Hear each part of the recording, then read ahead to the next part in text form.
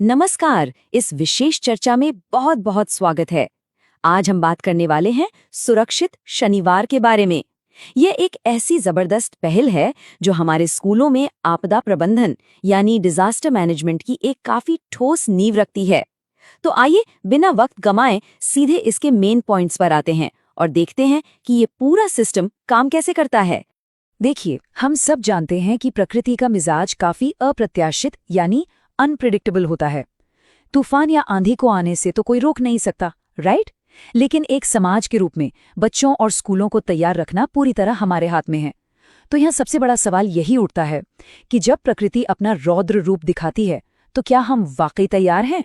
इसके लिए आज खतरा, कार्रवाई और अभ्यास यानी थ्रेट एक्शन प्रैक्टिस के बहुत ही प्रैक्टिकल फ्रेमवर्क को समझा जाएगा, जिसकी शुरुआत हम कार्यक्रम के उद्देश्यों से करेंगे। फिर चक्रवाती तूफानों के खतरे, क्या करें और क्या ना करें, स्कूल की गतिविधियां, मॉक ड्रिल और आखिर में एक सुरक्षा प्रतिज्ञा को कवर करेंगे।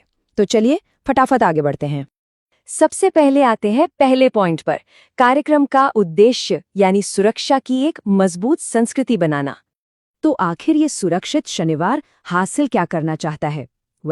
इसका सीधा सा मकसद है बच्चों को डिजास्टर सेफ्टी की प्रैक्टिकल जानकारी देना, उन्हें सुरक्षित बर्ताव सिखाना और मॉक ड्रिल्स के जरिए उसका लगातार अभ्यास कराना। ये कोई बोरिंग किताबी ज्ञान नहीं है। आइडिया ये है कि जब बच्चे प्रैक्टिकल तरीके से सीखते हैं तो उनकी देखा देखी पूरा परिवार सीख जाता है। अब आते हैं दूसरे पॉइंट पर, चक्रवाती तूफान के खतरे को समझना। अब देखिए, जब हम बचाव की बात कर रहे हैं तो ये जानना एब्सोल्युटली क्रूशल है कि आखिर ये खतरा कितना बड़ा है। चक्रवाती तूफान बस थोड़ी बहुत तेज हवा नहीं होती।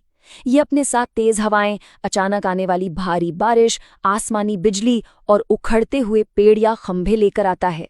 एक पल में भारी जन धन का नुकसान हो सकता है। ये बहुत ही सीरियस सिचुएशन है और इसीलिए हमारी तैयारी भी बिल्कुल अचूक होनी चाहिए। इसी तैयारी के लिए आते हैं तीसरे पॉइंट पर, हमारा एक्शन प्लान यानी क्या करें और क्या ना करें। खतरा जब सामने हो तो पैनिक करने से कुछ नहीं होता। सबसे ज्यादा मायने रखती है तूफान आने से पहले की तैयारी, जैसे लगातार मौसम विभाग की चेतावनियां सुनना, कम्युनिकेशन के लिए मोबाइल फोन को एकदम फुल चार्ज रखना, लाइट जाने की स्थिति के लिए टॉर्च और जरूरी दवाइयां पहले से हैंडी रखना, और सबसे इम्पोर्टेंट, एक सुरक्षित जगह की पहले से पहचान करके रखना। ये एक ऐसी चेकलिस्ट है जिसे इग्नोर नहीं किया जा सकता। लेकिन मान लीजिए तूफान सच में हिट कर जाता है, तब क्या करें? उस वक्त का रूल बहुत सिंपल है, घर या क्लास के अंदर ही रहें। तेज हवा से खिड़कियों के कांच टूट सकते हैं, इसलिए उनसे बिल्कुल दूर रहें। करंट का खतरा न रहे, इसलिए इलेक्ट्रिकल अप्लायंसेस का इस्तेमाल एकदम कम कर दें। और हाँ, सबसे जरूरी, बिल्कुल शांत रहें, क्योंकि घबराहट पे काबू पा लिया मतलब आधी लड़ाई वहीं जीत ली। लेकिन रुकिए, एक बहुत ही गंभीर चेतावनी।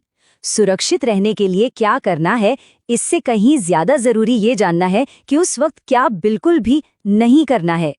जैसे आंधी तूफान के दौरान किसी बड़े पेड़ के नीचे खड़े होना, लिटरली बिजली को सीधा बुलावा देना है।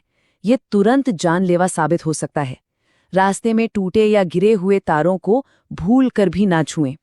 पानी भरे इलाकों में बिल्कुल ना जाएं, क्योंकि वहां करंट या गहरे गड्ढे का खतरा हो सकता है। और एक और बात, ऐसी सिचुएशन में अफवाहें आग की तरह फैलती हैं, इसलिए सिर्फ ऑफिशियल और प्रामाणिक जानकारी पर ही भरोसा करें। अब आते हैं चौथे पॉइंट पर, स्कूल में होने वाली इंटरैक्टिव अवेयरनेस गतिविधियां। तो ये सारी लाइफ सेविंग जानकारी बच्चों तक पहुंचती कैसे है?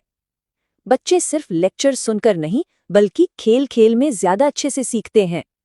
खैर, जरा इस सवाल पर गौर कीजिए, सही या गलत, क्या आंधी के दौरान पेड़ के नीचे खड़ा होना सुरक्षित है? सुरक्षित शनिवार में ऐसे ही सीधे और दिलचस्प सवाल बच्चों से पूछे जाते हैं। अब इसमें जो फैक्ट्स हैं वो बहुत क्लियर हैं। जैसे अभी हमने चर्चा की, पेड़ के नीचे रहना पूरी तरह असुरक्षित है, तो ये स्टेटमेंट बिल्कुल गलत हुई। वहीं मौसम की चेतावनी सुनना और अंदर रहना सही कदम है। इस तरह के छोटे छोटे ट्रू या फाल्स वाले गेम्स सच में बच्चों के अंदर एक परमानेंट अवेयरनेस बिल्ड कर देते हैं। चलिए अब बढ़ते हैं पांचवें पॉइंट की तरफ, मॉक ड्रिल, क्योंकि प्रैक्टिस से ही परफेक्शन आती है। थ्योरी के बाद आता है सबसे एक्शन पैक्ड हिस्सा, डिजास्टर के वक्त किताबी ज्ञान से ज्यादा हमारी मसल मेमोरी और फिजिकल प्रैक्टिस काम आती है, और ये मॉक ड्रिल बहुत शानदार तरीके से 3 फेजेस में होती है। पहले फेज में सुरक्षित जगह और सिग्नल्स आइडेंटिफाई होते हैं। दूसरे फेज में वार्निंग मिलते ही सारे बच्चे बिना दौड़े लाइन बनाकर वहां पहुंचते हैं। और तीसरा सबसे क्रूशियल फेज है internationally recognised technique drop, cover और होल्ड, यानी घुटनों पर झुकना, सिर ढकना और किसी मजबूत डेस्क के नीचे जाकर उसे कसकर पकड़ लेना। और हाँ, इन ड्रिल्स में सिर्फ छुपना ही नहीं सिखाया जाता, ये अपने आप में एक कंप्लीट पैकेज है। इसमें माइनर इंजरीज के लिए फर्स्ट एड कैसे देना है, किसी घायल शख्स की मदद कैसे करनी है और पुलिस या एम्बुलेंस जैसे इमरजेंसी नंबर्स की डिटेल्स याद रखना, ये सब इस ट्रेनिंग का एक काफी बड़ा और अनिवार्य हिस्सा है। तो आइए अब हम अपने छठे और आखिरी हिस्से की तरफ आते हैं, सुरक्षा प्रतिज्ञा। इस पूरे सफर का आखिरी पड़ाव बहुत ही असरदार है। सुरक्षित शनिवार एक बहुत ही पावरफुल सुरक्षा प्रतिज्ञा के साथ खत्म होता है। हम मौसम चेतावनी का पालन करेंगे, घबराएंगे नहीं और दूसरों को भी जागरूक करेंगे। ये सिर्फ कुछ शब्द नहीं है, ये एक ऐसा संकल्प है जो एक आम छात्र को सिर्फ एक विक्टिम बनने से रोकता है और उसे एक तैयार, जागरूक नागरिक में बदल देता है। और इस सब का निचोड़ इस एक लाइन में छिपा है, सतर्कता ही सुरक्षा है। आज जो कुछ भी इस चर्चा में सामने आया वो हमें ये सोचने पर मजबूर जरूर करता है कि क्या हम और हमारा आसपास का माहौल इस सतर्कता को पूरी तरह अपनाने के लिए तैयार है। इस विशेष चर्चा में साथ जुड़ने के लिए बहुत बहुत धन्यवाद। इन बातों को ध्यान रखें, अलर्ट रहें और सबसे जरूरी सुरक्षित रहें।